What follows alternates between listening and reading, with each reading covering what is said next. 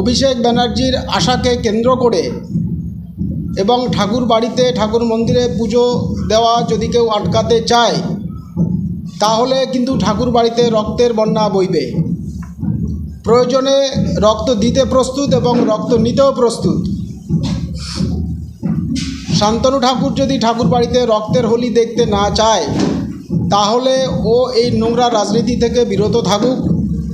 ঠাকুর বাড়ির এই নোংরা রাজনীতি বন্ধ হোক। ঠাকুর বাড়ি অবারিত দ্বার।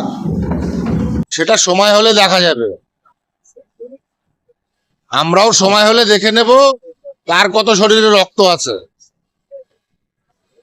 মহাসংঘের নামে টিএমসির দালালি রাজনীতি করা, ঠাকুর বাড়িতে এসে মন্ত্রীর বাড়ি ঘেরাও করা, অকথ্য ভাষায় গালিগালাজ করা, পোস্টার লেখা, এগুলো কি তৃণমূলপন্থী নয়?